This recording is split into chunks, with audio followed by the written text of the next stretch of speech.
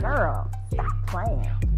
Welcome back to another episode of the Girl Stop Playin' podcast. It's your favorite homegirl, Coriel, here to encourage you to stop playing with your potential and start working for what you want in life and in love.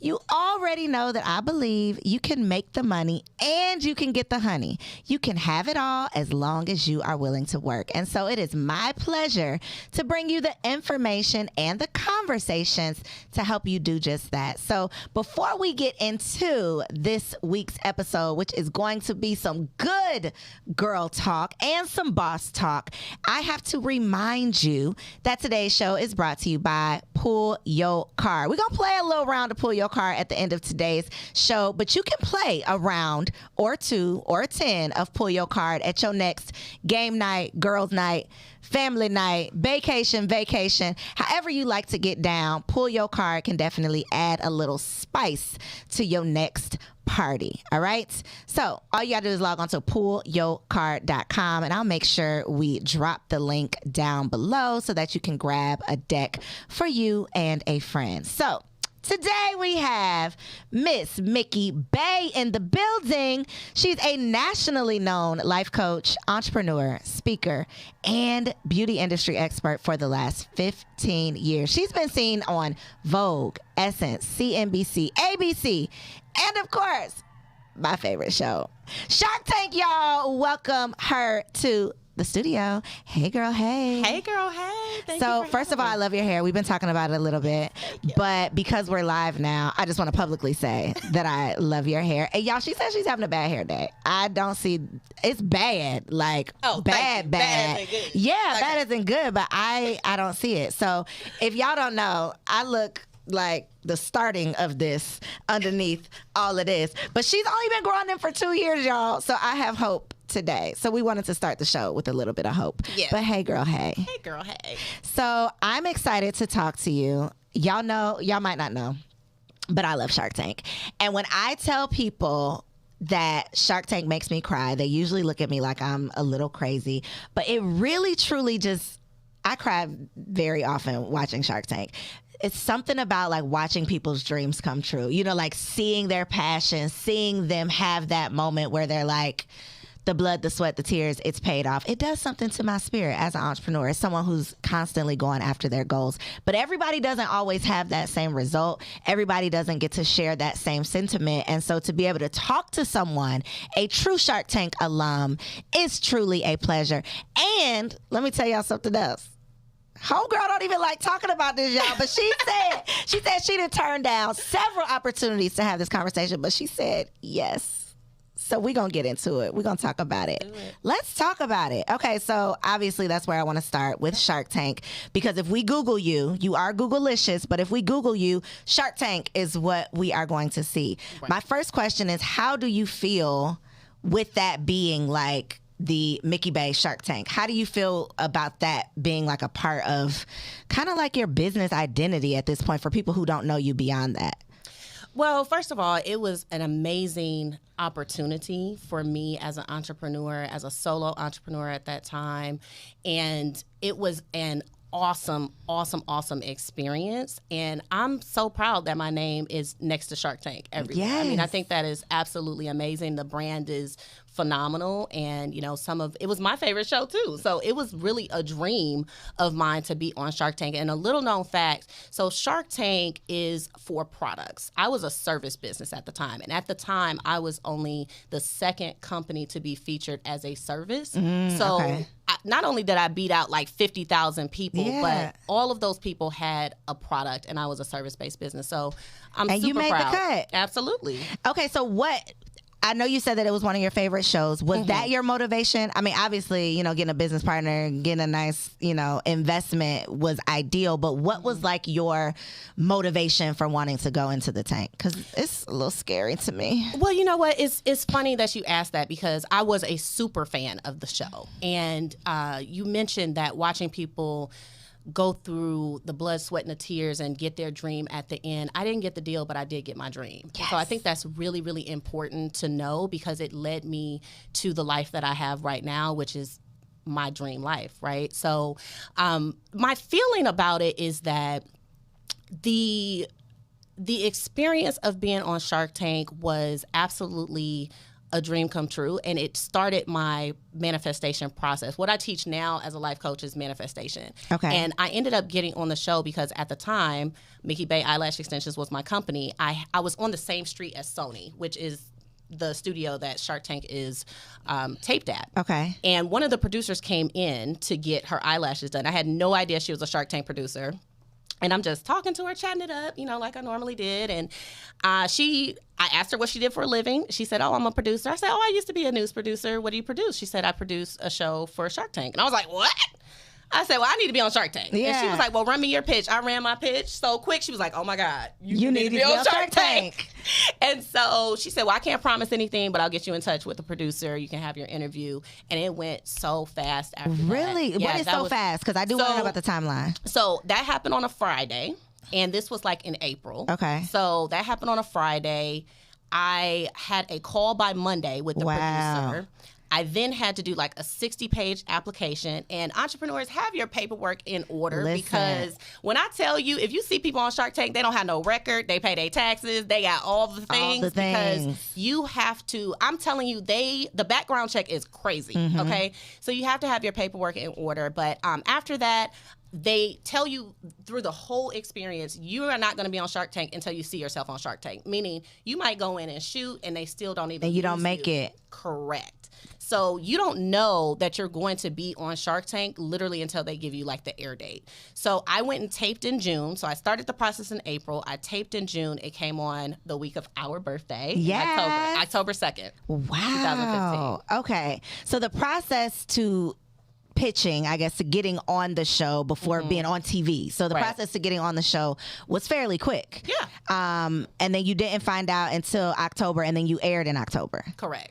Okay. So you also said, I don't know if y'all caught this, but I caught it. You said Shark Tank was one of your favorite shows. As in like the past tense. Are you a little jaded by your experience on Shark Tank? Are you turned off? Were you turned off by your experience on Shark Tank? I was turned off by the aftermath of Shark Tank. What was the aftermath? So, I went from being a public person, but not a famous person, right? And so that little 15 minutes of fame was enough for me. Oh, yes. Because even now, I mean, the show plays constantly. Like, it's always on. And this was 7 years ago. And so I got to see all the trolls. I got to see, and I want to say too, there were so many people that were inspired by me. And at that time, I started doing lashes in like 2010. This was in 2015. People were getting lash extensions in 2010. That's my point. Late. So let me tell you. So one of the reasons I didn't get the deal is because I literally had to explain what it was. They didn't get it. Yeah. They did not get it. They didn't understand. And us as creatives, like you want to be ahead of the curve. Right. You don't want it, like now I don't do lash extensions because why? Like everybody does lash extensions at this point. But when I started, it was a little known. I could name everybody that did eyelash extensions, right? And so the aftermath of that was I was not prepared for it. I was not, and I would consider myself to be someone who has pretty thick skin, but the viciousness that came out. Really? Oh, yes. Okay, so this was 2015. Okay, so Instagram was around. Yeah. Where was this happening? People would find me, email me, call the shop. I was getting prison letters, but they were love letters from prison. I was going to say, wait a minute. Yes, I was getting, when I get out, I'm coming to get you, Mikki Bey. Wow. Yes. Shut up. I'm talking about 7-page letters. Though. Yeah, Twitter was crazy. I'm not even on Twitter to this day. To say mean things to you?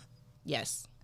Okay, so but did business like blow up? Yes. In my mind, it's like you get on there even if you don't get a deal. Correct. People know you now. Absolutely, and Shark Tank does a really good job of preparing you for that. They make sure that your website, they tell you like optimize your website so your website doesn't crash, all those types of things. So I was prepared for that. But what I want people to know too is that I was already in the process of my exit strategy when I went on Shark Tank. So I closed my salon 6 months after I was on Shark Tank, but that was already in the works. making. I was planning to leave on top because I knew when I got into eyelash extensions, which was by happenstance, that it was not going to be a forever thing. I happened to learn something that was new and hot. I was good at it. I loved doing it.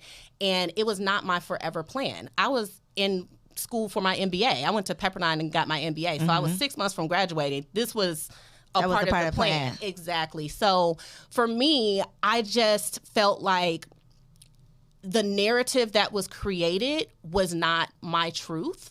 And I allowed that narrative to persist because I just didn't care. I was just like, whatever, y'all can think what you want to think. And as you know, being a public figure, if you're not constantly in people's faces, like, they forget about you. So I'm completely fine with the fact that I live in obscurity.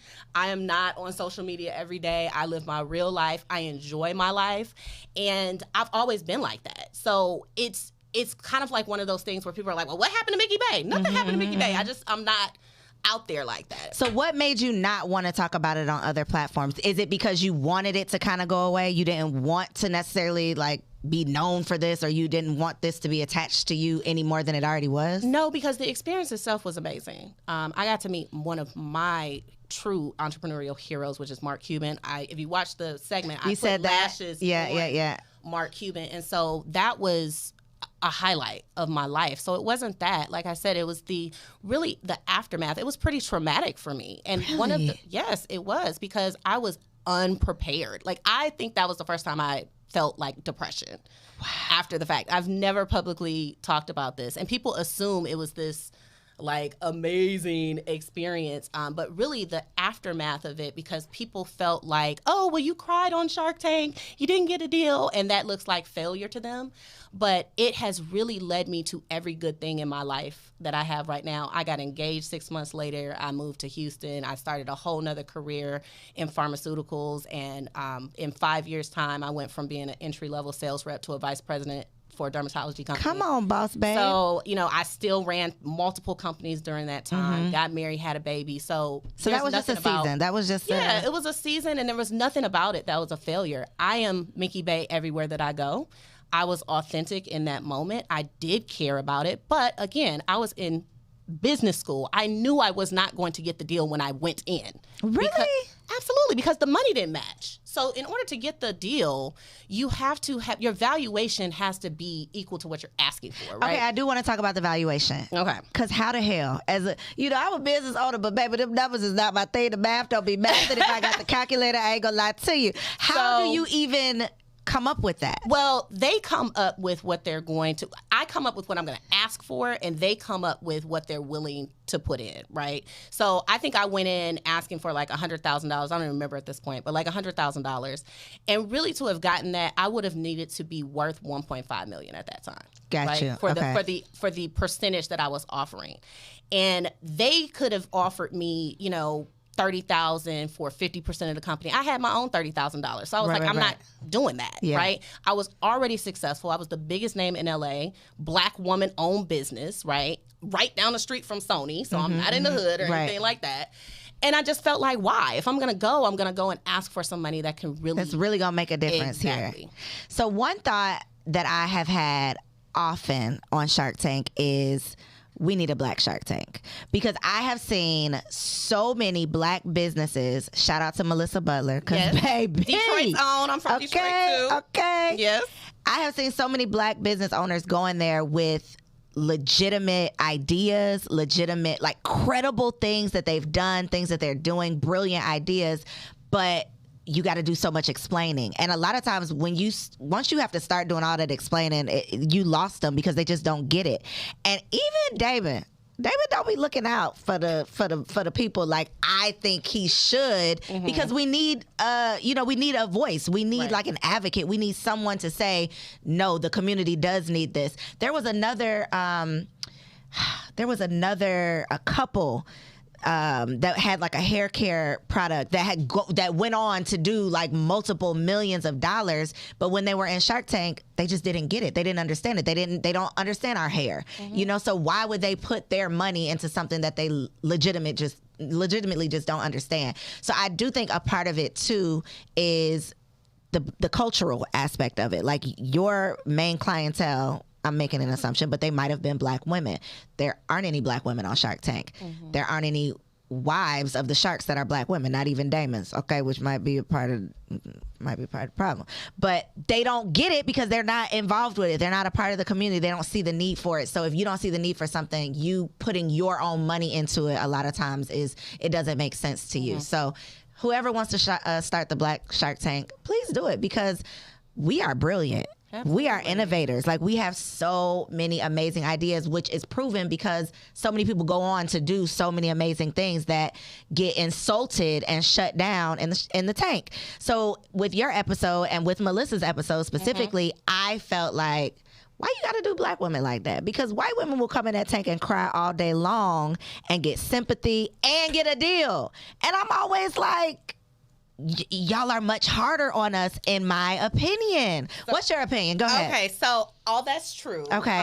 And the reason why I think the crying, now this is about to get a little bit deep, but I mean, it's what we're used to, right? Like, white women cry and the white woman tears, and everyone comes to their rescue. A black woman cries and it's like, you're need not to the stop strong crying. one. Yeah. Like, so, and I actually wrote about that right after Shark Tank because Barbara came down on me really hard. She and did. She, used it as an opportunity to say I was giving away my power, and I used it as an opportunity to say, actually, no, your vulnerability is your strength as a woman, and we have research that supports that. You have, names like Sheryl Sandberg, who says that Ariana Huffington, Brene Brown, like all of these dynamic women believe in leading with vulnerability. And so I was being my authentic self. I'm never going to apologize for that. And one thing I will say that I have never said publicly is that when I was in the tank, first of all, I was in there for 45 minutes, and the segment that aired, I think, was like 11 minutes. I wanted to know that too. Okay. It was just a little piece of it. Right. And I cried after I already knew I didn't have the deal.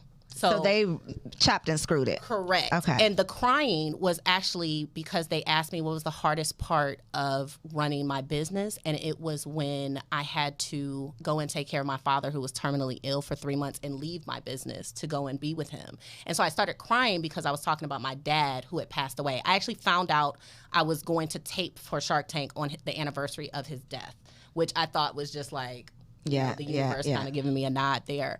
But that was one of the reasons it was so painful for me, because I knew what really happened, and I had to deal with this narrative of, oh, she was crying because she didn't get the deal. Right. But I already told you, I knew going in I was not going to get the deal. It was not about that. The publicity was amazing. And I would like to believe that I'm a pioneer in the eyelash extension industry, and a large reason of why people know about it today is because I did that in 2015 and inspired a lot of people to go after that career. For sure, because again, I didn't even know girls was doing that back then. Right. So I was going to ask you, in terms of you crying, I feel like a lot of times, well, not a lot of times, but sometimes my tears at least, it's because I'm so damn angry that the tears are the only thing that can properly express, how upset I am.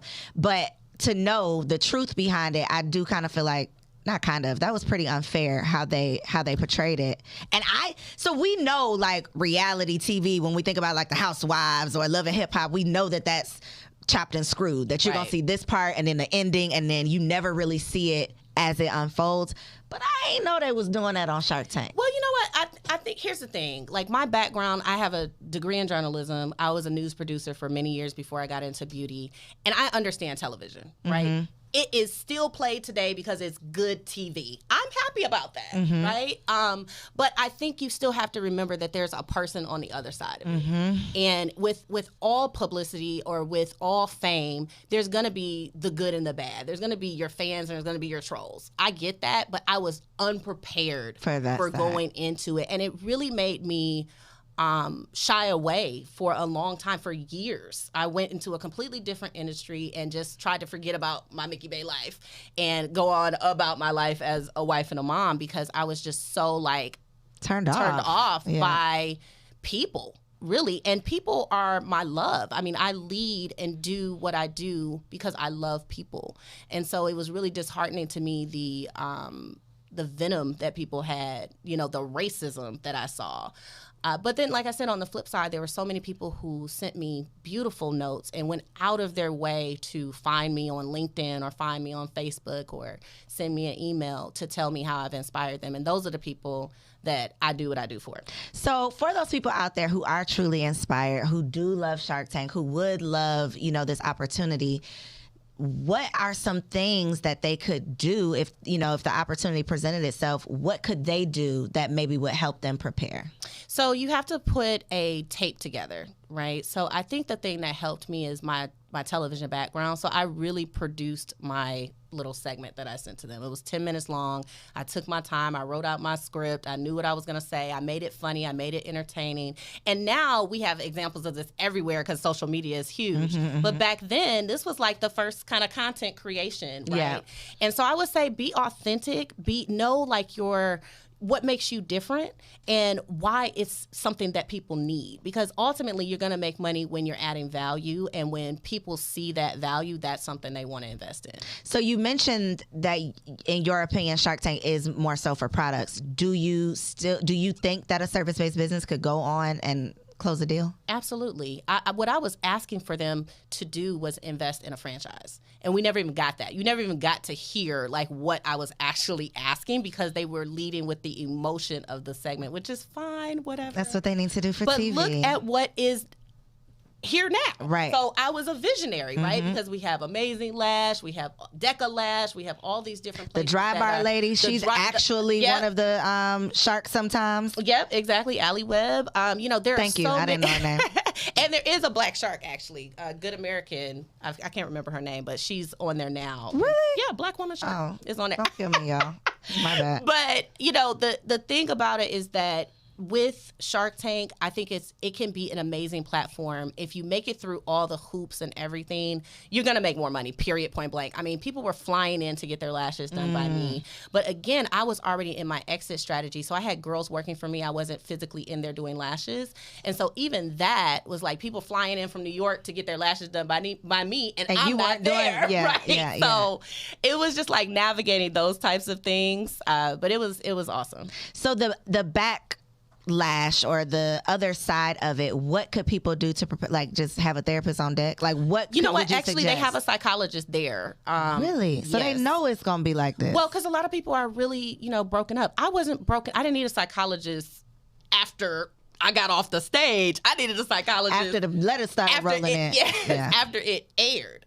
And I think you know, now if that happened, I would be much more able to take that.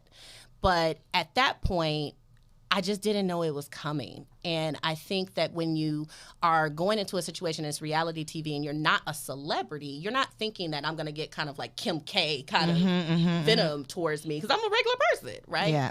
And so I think anyone who is going to be on like a national platform or do something on television, just know that some people will have some things to say, and you have to have really tough skin and, you know, not read the comments and not right. Yeah. And just be really firm in who you are and know who you are. And for that reason, I actually learned from that experience to not take praise or criticism personally to heart. Right. Yeah. So I cannot imagine in 2022 what that would be like, because that was, I mean, Instagram was around, but it wasn't like what it is now, today. Right? I always say like people are out of their minds, but for people to literally like go through the trouble of like finding your phone number, you know, getting your address, like how bored can you be? How much time do you have on your hands for you to look somebody up to say mean things, to write it out, put a stamp on it, drop it off at the post, you know, like to go to that length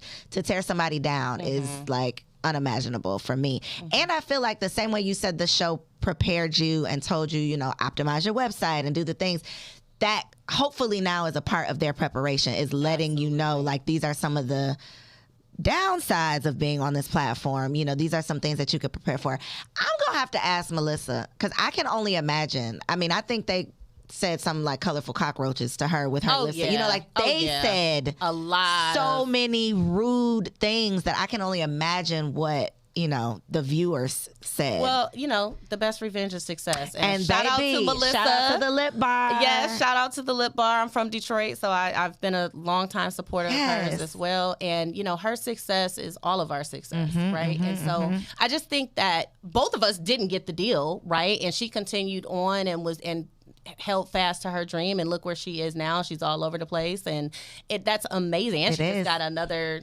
cash infusion from amazing. I'm I love that the headline is like Shark Tank didn't want her, but look what she got now. It's literally like y'all missed out on this. This you could have been a part of this. But congrats to her. Of course, right? Because she knew she had the vision. I always say, when you are farsighted, you can see things that are in the future that people who are nearsighted just can't see. They can only see what's in front of them. But for visionaries, it's hard to explain your vision to people who just don't get it, especially when they don't look like you. They have no point of reference. They just don't get it. So I want to go back to this manifestation because I believe wholeheartedly in manifestation, but people be at the comments talking about that ain't of Jesus, it ain't in the Bible, all the things that they like to say. Don't come over here with that. Let me just start by saying that. Don't come over here with that, because I would say then you don't understand the Bible. Thank you. Say it. Because it is the exact same It's thing. in there. Yes. Thank you. Absolutely. Confessing with your tongue. What do you think that is? Girl, I can't recite the verses, but go ahead and say a few if you got some. If you got them on deck. I'll say this. I live my life from the basis of everything always works out for me, which means even not getting a deal on Shark Tank led me to the great things in life, right? And so no matter what the situation is, I know that it is good. Fact. That's biblical, right? I know the plans I have for you are good. And so manifestation is really your human experience. We're the only species that can do it, right? You have to have consciousness to manifest. And I feel so badly for people who are unwilling to just know how the universe works, because it's happening whether or not whether you're using it or not. Exactly, whether you're aware or not. And I have created everything in my life from manifestation, including Shark Tank, including my husband, who I met. We want to talk about the husband. Yes. Thank you for bringing it up again, because we always talk about the money and the honey. We're not just here to talk about the business, but we like to get in your business. Okay, so let's talk about this husband that you met 6 months later. Yeah, so I met my husband 6 months after Shark Tank. Also, did he see you on Shark Tank? He did not. Okay. He did not, no. But ironically, everything is always the good and the bad, right? So my mother died 6 months after I was on Shark Tank. Thank you. But I met my husband the day before my mom died. I didn't know he was my husband at the time. Right. It was during Lent.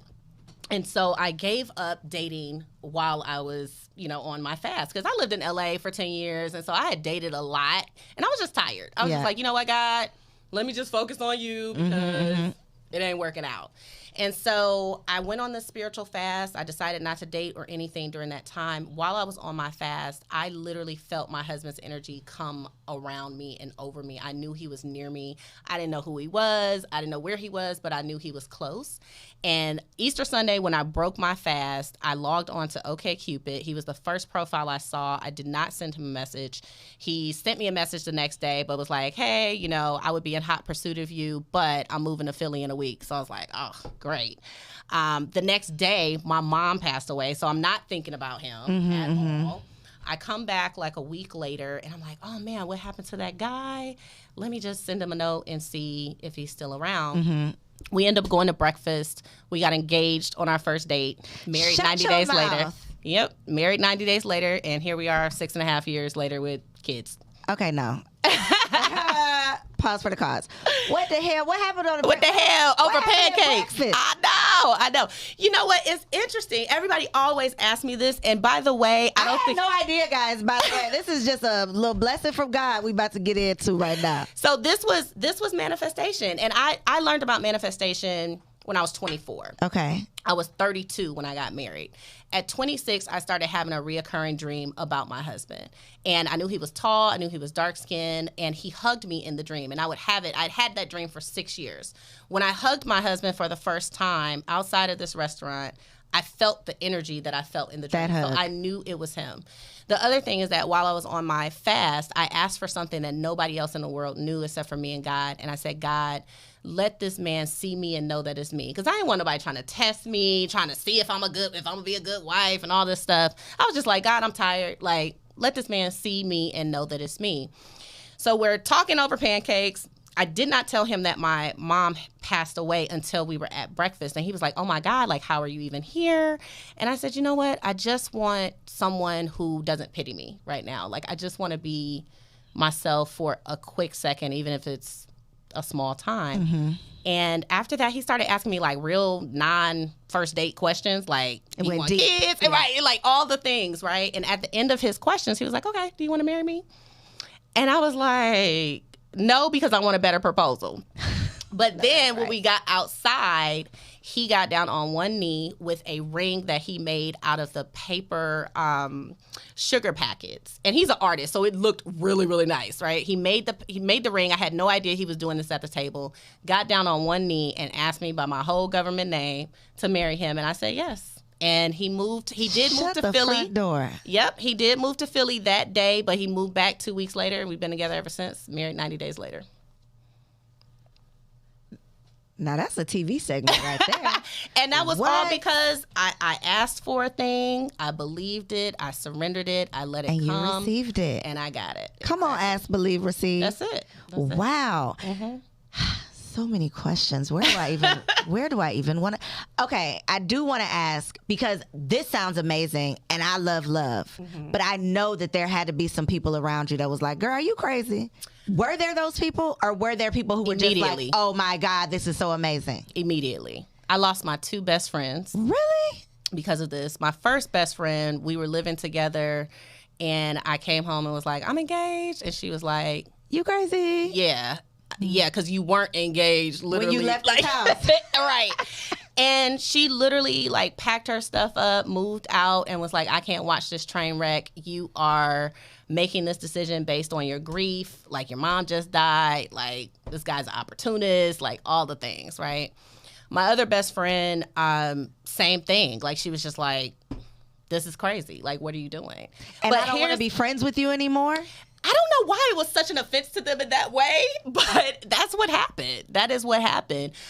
Family, everybody. I mean, everyone was against us to the point where we kept so much of our marriage, like, really to ourselves, even in this last 6 years, because I was super protective of, you know, this love that I found that I wanted. And people are just disrespectful when it doesn't fit inside of the mold that they want it to fit into. And the reason why it didn't seem crazy to me is because I know to follow my inner being.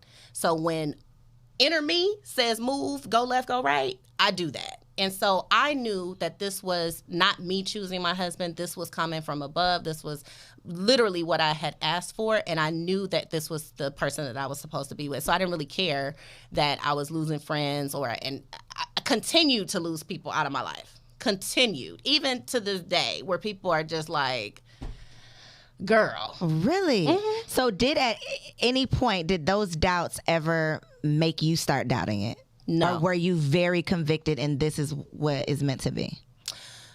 I know that we were meant to go on this journey together. We have a son, and I'm firmly of the thought process that when you're supposed to create life with someone, there's nothing you can do to stop that anyway, right? Because that's a soul contract that you have with that person to bring life into the world. And so I know that we had that at least as a part of our purpose together, and there's so much more that we have as well to do. And you have, your baby boy is how old? He's 3. Is he bad? Because my 1-year-old is giving me a run for my money, and I want to know if it gets better. You know what? What I found out is that it was me. Really? Yes, girl. Well, help me not be me. Okay. So this is my first baby, right? So I didn't know what I was doing. And the toddler stage, they're all about like testing their limits and their boundaries, right? And so I really had to learn like how to put my mama voice on, right? And give him the boundary and then give him a consequence for that boundary. And I really just learned that because he was tearing me up. He was tearing me up. But the behavior at this point, like, we've got that under control. He listens. He's good. At 3.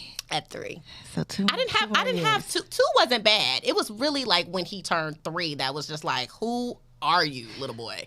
Girl, I feel like when he turned 1, he started acting 2. And I've been like, They do that. What's happening? They do that. And my husband's like, it's what you let him do. And It is, like, though. what you want me to do? What do you want? I am not about to snatch up a 1-year-old. You know, So I don't hit my son. In me, but at least I'm a gentle parent. I be real gentle, but I be cursing up a storm in my mind. Yeah, I'm a gentle parent, but you still got to get your mama voice, right? And it's acquired.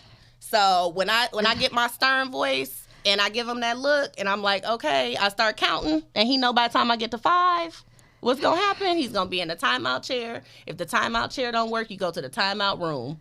and listen, trust me, all I got to do is threaten the chair and he's good. You know, I got the look, and then he do put his little head on my chest, so I know No, that but he then- know better. Because he would really be They trying know better. me. They know But better. when we went to a baby shower the other week, and I'm like, okay, guys, I just want you, I don't know how long this is going to last. You know, I'm telling all the people I'm here right now. I don't know how long I'm going to be here. Well, people so who if I have gotta kids run understand. out the door, it's because he's expired. Yeah. And like the moment he like smacked me, I was like, oh, all right, Time to guys, go. It is time. See ya. It was been nice. But the single me with no kids used to look at kids and be like, Oh, absolutely. You need to just, why you need Listen, to get his on ass- airplanes, I used to be so irritated, and now I don't even hear babies crying. I don't even hear Because it's it. mine. Because Yeah, it's mine. Yeah. Hello, it's me. I'm Exactly. sorry. Okay, so it does get better. It does get Maybe better. by Yes, 3. it does. Maybe yes, it by does. 3. Okay. Another year and a half. All right. Well, there's that. What would you say has been the biggest lesson being a mommy has taught you? Oh my gosh. Because business ain't got nothing on being a mommy. So I did not want to be a mother. Really? I did not. You said, like, I don't want to have kids. Yeah. Everybody in my life knew I did not want to have kids. Why? And Why did you not want to have kids? Well, what I know now is that it was really like trauma based. Okay. Because I was a child of a single mom. Like, my mom was a single mom, and I never wanted to be a single mom. And I just didn't trust that if I had a baby with somebody, I wasn't going to end up being a single mom. And so I was like, well, to prevent that, I'm just not going to have become any a mom. kids. Right. And so that fear wasn't really alleviated until I met my husband. And I was just like, wow. And really it was because my bonus daughters, who are now 20, they were like 13 going on 14 when we got together, because I got to mother them, I just fell in love with the experience. And I tell them all the time, if it were not for them, I would not have your brother at all, because I was petrified of motherhood. And so I think the thing that I have learned about motherhood is that it teaches you so much. They are little teachers. And to look at how he looks at life, being so new and everything is so exciting. And he wakes up every morning and he's like, Mommy, I feel good.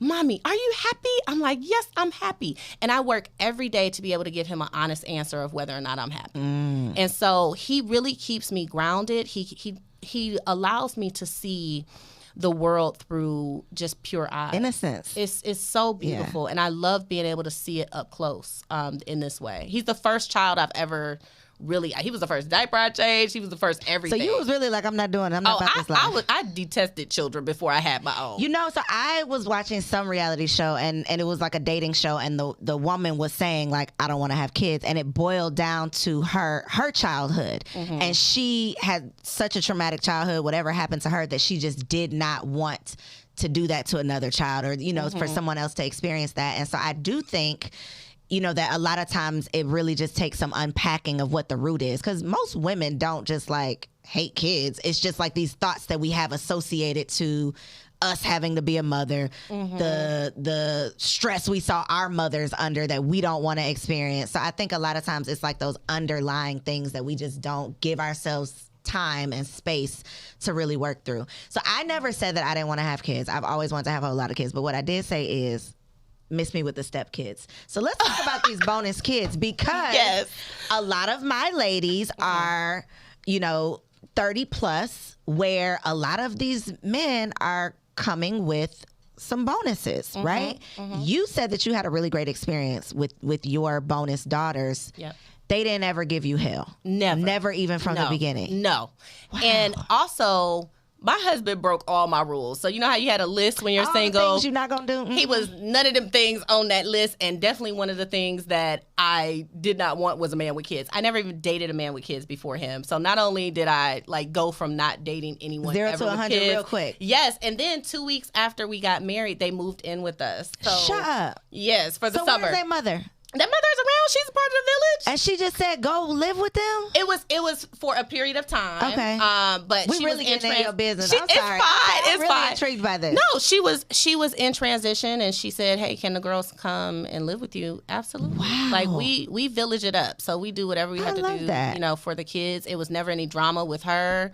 You know, we have supported all of the kids. She has another son. We treat him like he's one of ours too. Mm-hmm, so, you know, it's really about community. We're very, very big on just being a village and being a community. And so, no, the girls never gave me hell. And like I said, it was the blessing I didn't know I needed, because being able to be a mother figure for them really made me know, A, that I could do it. That you had it in you. Yes. And B, that it wasn't as frightening as I thought, because I was so like paralyzed with the fear of like the unknown, and you can't go back, right? So if I had a kid, it's like, He's here. I'm in it. I'm in here. it. Yeah. Yeah. But it was the biggest blessing for me, because it really allowed me to expand my perspective. What is your advice? Because again, you know, we be having these lists. We be saying, well, we're not going to do it. Then here we are. We doing it. Mm-hmm. So for someone who might find that their one comes with 1 or 2 that they weren't expecting, what's your advice? Because that's a very mature mindset, you know, that this is a village. It really truly is about the kids. What would be your advice for someone who may be struggling in a situation, you know, dealing with their spouse or their mate having children? You know, I always think about it like I said, I was a single.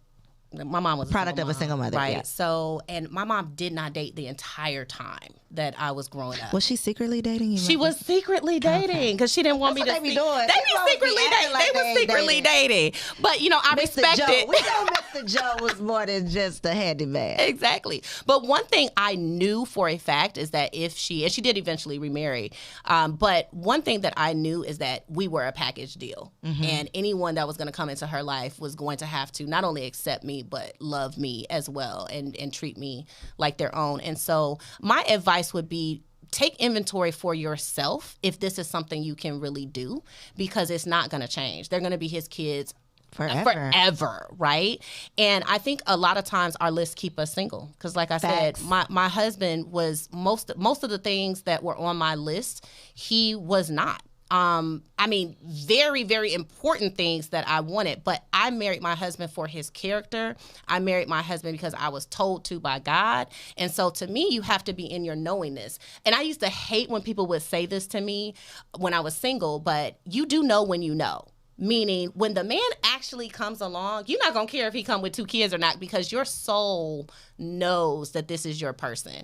And if you're willing to let the fact that he had a life before you and y'all 30, 40, going on into later life, then that's going to be on you, sis. You're going to miss your blessing. You're going to miss your blessing. Listen, let me say it again. Your list might be keeping you single, okay? We be coming up with all of these willy-nilly, silly things that we think we need, we think we want, and a lot of what we want is literally the opposite of what we need. Correct. So you are literally proof of that. I love it. Mm-hmm. So if there's anybody we can be learning about manifestation from, it's homegirl that got married on the first, got engaged on the first date, okay? So you have transitioned into life coaching. Yes. What is define what a life coach is, because in my mind, like, I understand a therapist, I understand a business coach. Where does a life coach fit in?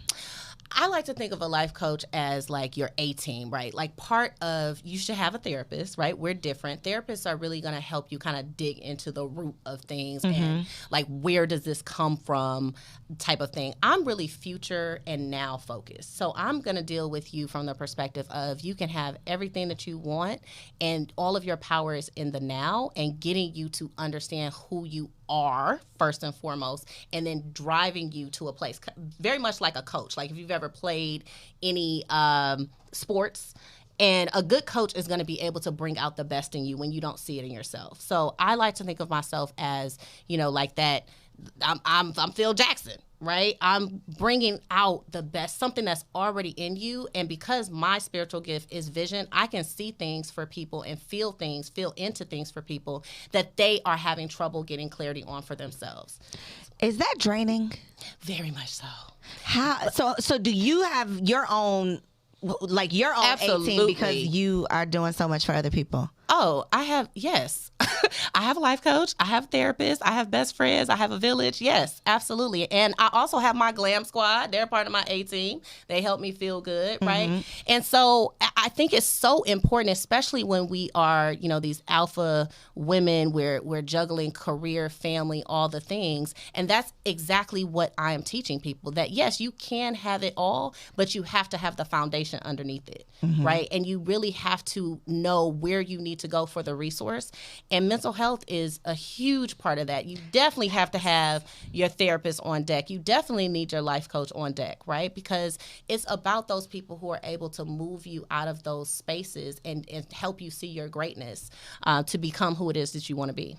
Is it frustrating? Because I try to do like a little bit of relationship coaching. Like I've been trying to help the ladies, but baby, they did me in because they don't listen.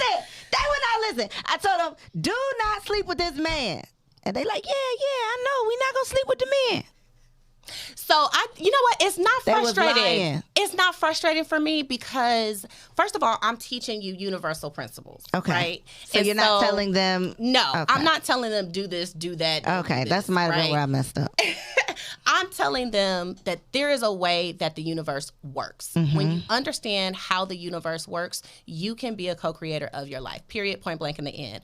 Everything that you have a desire for, you're supposed to have. You're supposed to have the things that are in your heart because God put them there for a reason, right? The only thing that's keeping you from having those things is your allowance. Is you allowing that thing in. It's already there. There's only physical and non-physical. So there's like the spiritual side and then the physical side, the reality, things we can see, touch, feel, taste, right? So getting them to understand you're a spiritual being first. And when you know who you are, that you are source energy, you are God-like energy, you are infinite intelligence, who gonna check you, boo? You gonna get everything you want. And you just need to know that. You need to be in your knowingness that anything that you want to be, do, or have is already done. And it's for you to get it, you have to allow it in.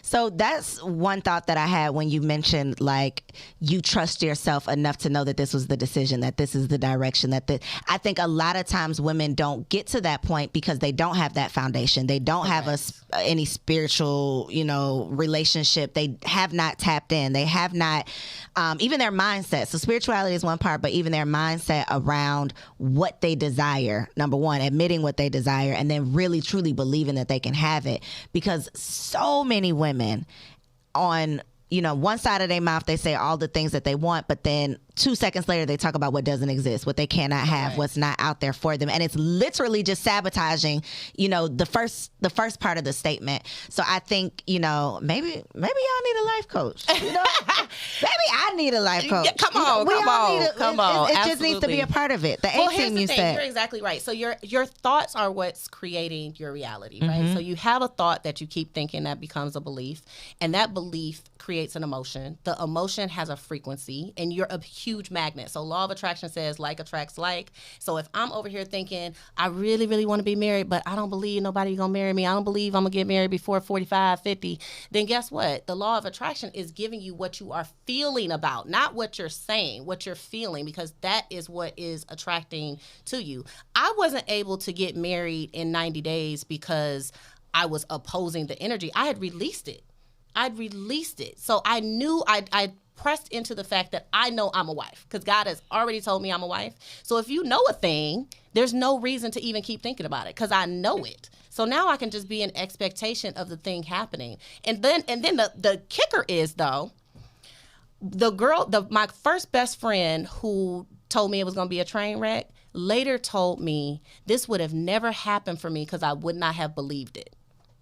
I would not have believed if the man asked me to marry him that quickly that this could really be a real thing. And that stops you too. Because if you ask for a thing and the thing is right in front of you and you are like, no, God, that can't be him.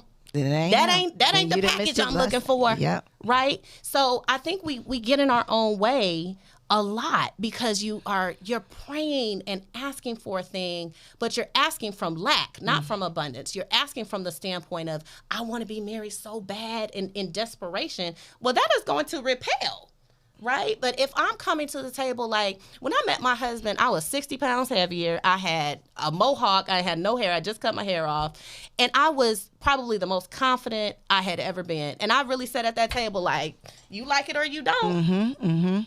And he liked it. He made that little sugar packet ring, baby. Okay, so people do need life coach, and we're going to have you share how they can contact you. But first, we got to play a little Pull Your Card.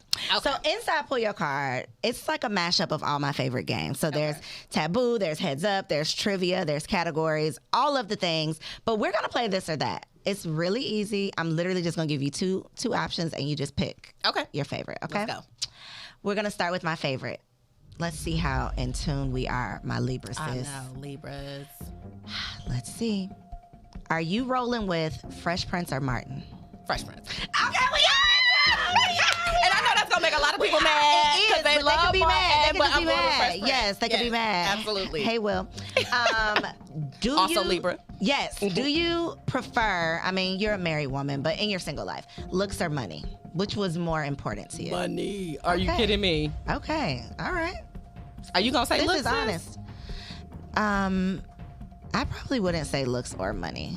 I was a broke man magnet. I was a broke man magnet. Let me just say that. I never dated men for money. I mean, my man now, he is pretty all right. But I never dated men for money. And I think I played myself a lot in my single years. I never dated men for money, but I never dated. But you wanted some. You wanted some money. Well, I had money. So, I mean. So that was my thing. I didn't need a man for money. So I'm like, okay. But actually, when I met my husband, he was at the lowest he had ever been. So again, that was against. I thought I was going to marry like Diddy or Russell Simmons or something. Like that was what I was on.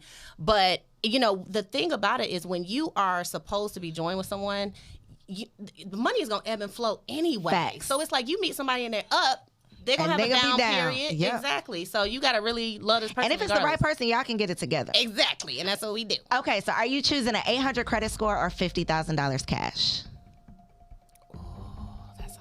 I'm going to go with the 800 credit score.